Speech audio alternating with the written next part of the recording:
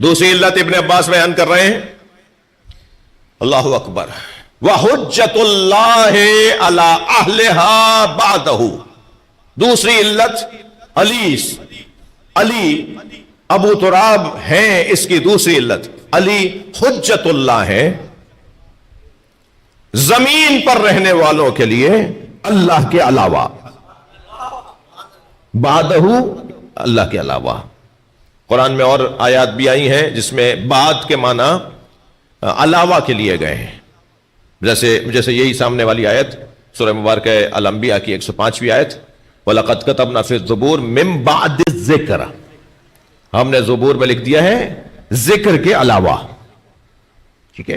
ایسے ہی ہاں فرما رہے ابن عباس، حجت اللہ علی اہلہا، علی اللہ کی حجت ہے زمین پر رہنے والوں کے لیے، بعدہ اللہ کے علاوہ، اللہ کے علاوہ حجت خدا۔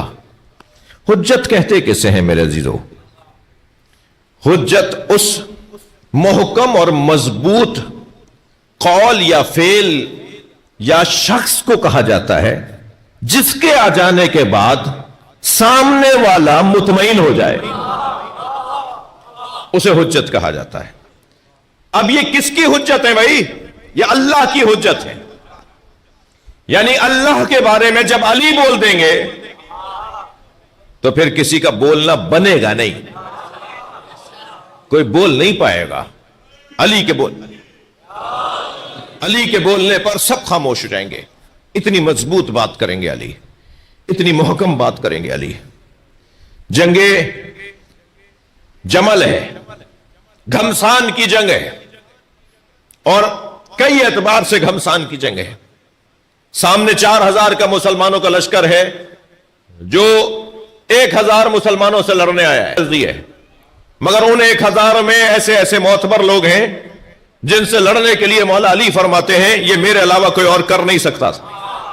اتنی مشکل جنگ، یعنی یہ تلوار کی جنگ بھی تھی اور اعصاب کی جنگ بھی تھی، اعصاب کی جنگ بھی تھی، اور اس جنگ کو مولا نے کامیاب جیتا، کامیاب لڑا اور مکمل کیا۔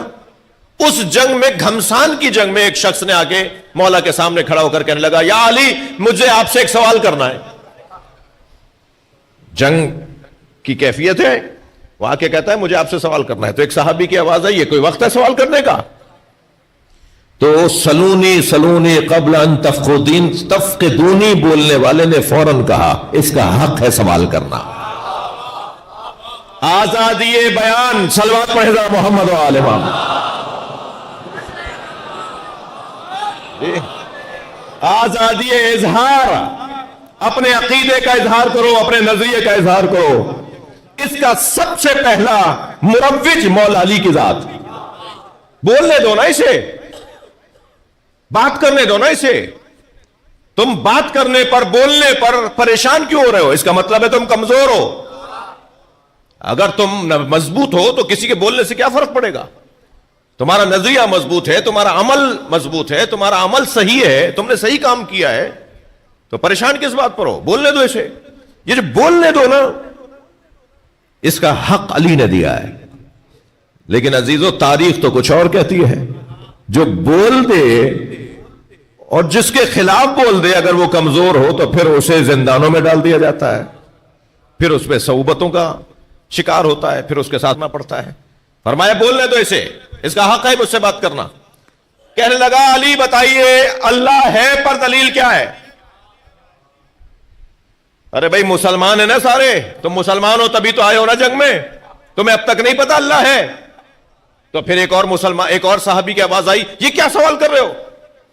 کوئی وقت ہے سوال کرنے کا؟ مولا نے فرمایا یہی تو سوال کرنے کا سوال ہے، اس سے اچھا تو سوال ہی نہیں ہو سکتا، اسے بولنے دو۔ اس لیے کہ اگر اللہ کو لوگوں نے پہچان لیا ہوتا نا تو علی سے جنگ نہ کرتے۔ صلوات پڑھے ذرا محمد و آل محمد۔ ساری جنگیں ہوئی اس لیے کہ انہوں نے اللہ کو ہی نہیں پہچانا، تبھی علی سے لڑ رہے ہیں۔ علی سے لڑ اس لیے رہے کہ یہ اللہ کو نہیں جانتے۔ فرمایا اس سے اچھا تو سوال ہی نہیں ہے، یہ بہترین سوال کر رہا ہے، میں بتاؤں گا اسے، اسی کیفیت میں بتاؤں گا۔ یہ حجت اللہ، अला अहलिहा।